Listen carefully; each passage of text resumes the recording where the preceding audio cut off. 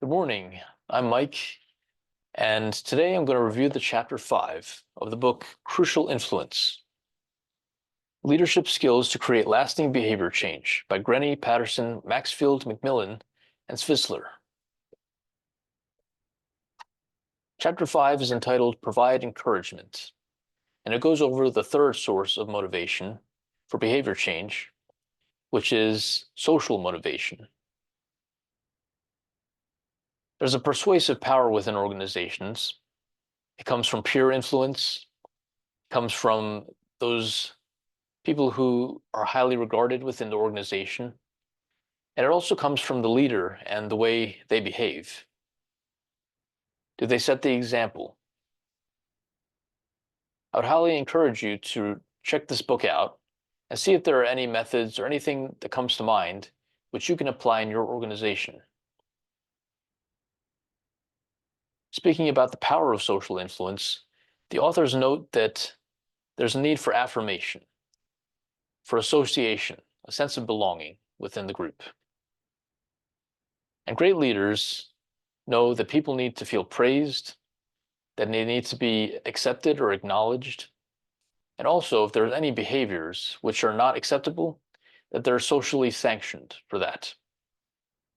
That social acceptance and sense of belongingness has a strong influence on behavior, and it's something that can be leveraged. Leaders ought to walk the talk.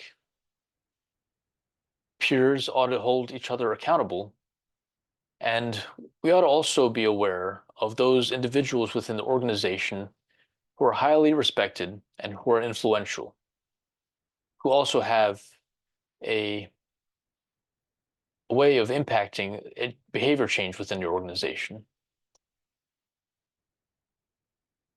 The authors say that it starts with you, the leader. So one of the first ways that a leader can be successful in enacting change within the organization is to think, why would people follow me? Or look in the mirror and say, why would I follow you?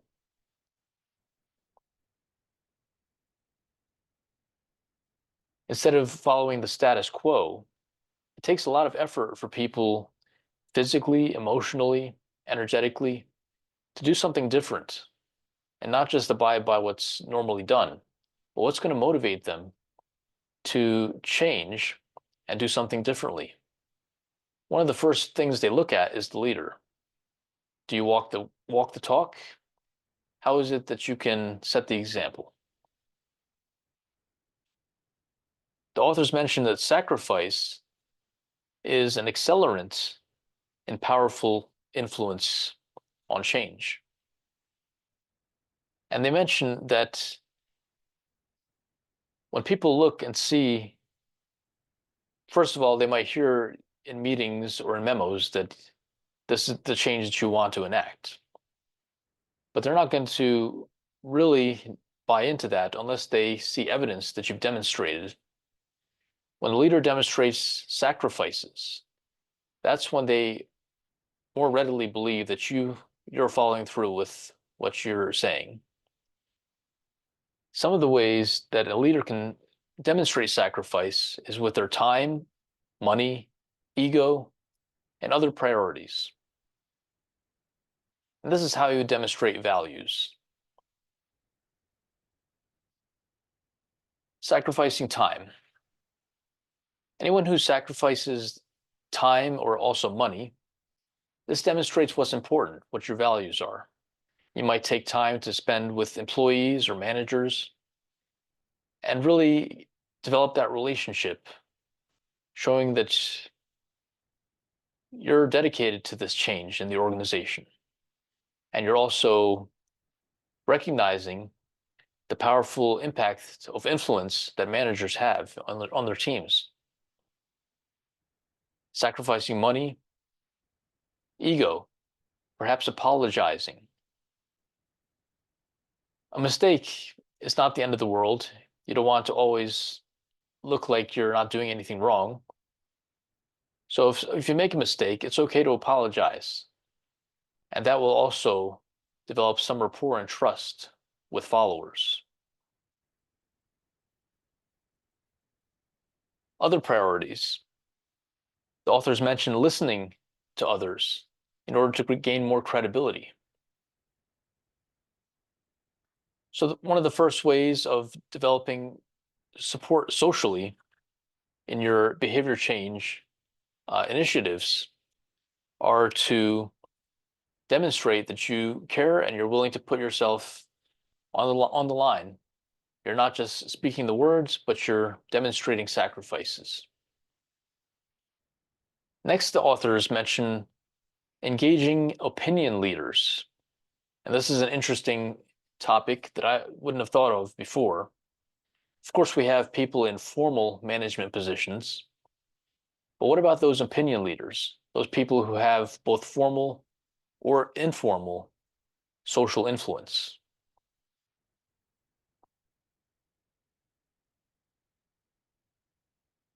These individuals can be overlooked, but they can also make or break a change management process.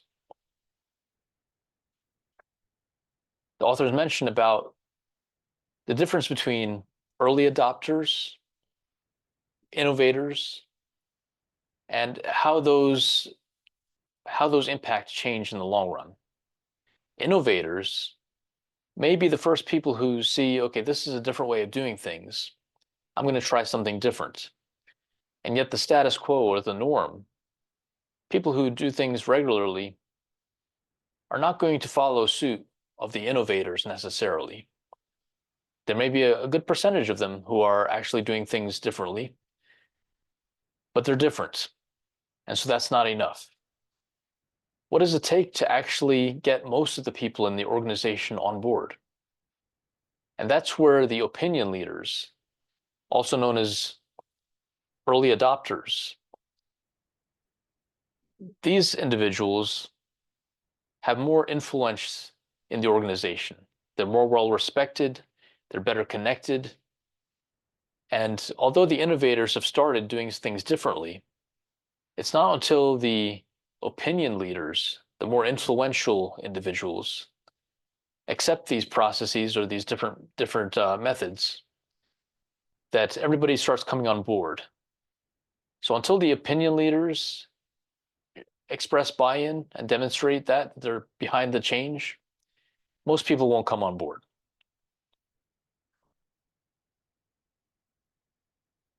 The key here is if you reside in an organization with, say, as the authors mentioned, 10,000 employees, then your job is to find about 500 or so opinion leaders.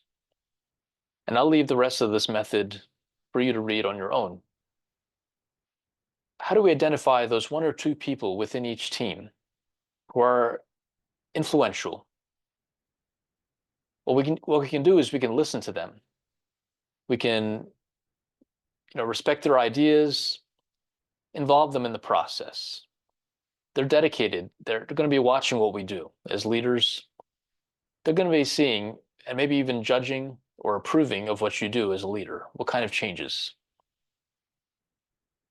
And once you've gained that rapport with these opinion leaders, they can start demonstrating those behaviors which have a chain reaction of creating a new sense of the norm, which is different from what was done in the past.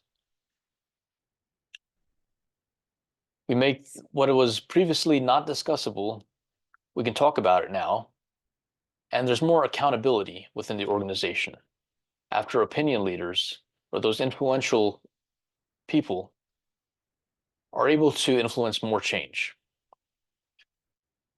The authors mention a case where in healthcare,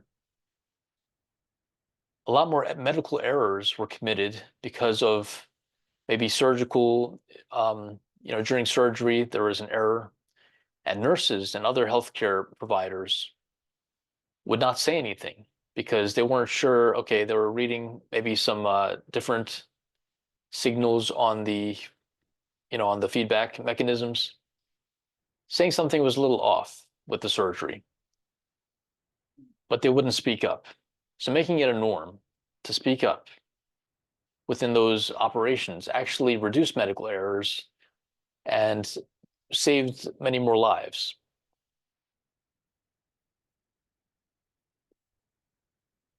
The authors mentioned that whenever these things which are undiscussable are made discussable, there's more power in the social influence for positive change.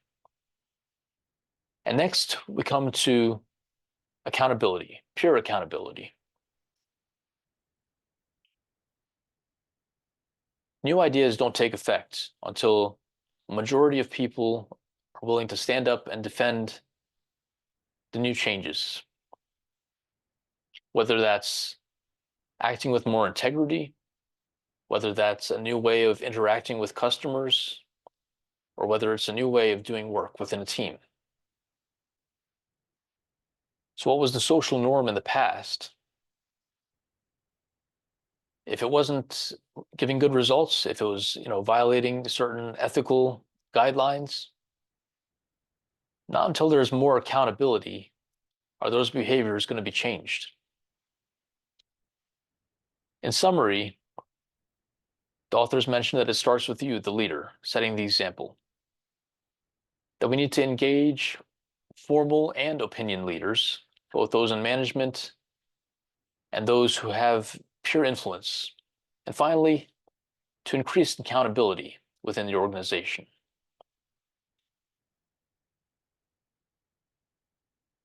We are hardwired to seek affirmation, to know more, not just to follow orders, but to get more information and to be involved, to be part of an association.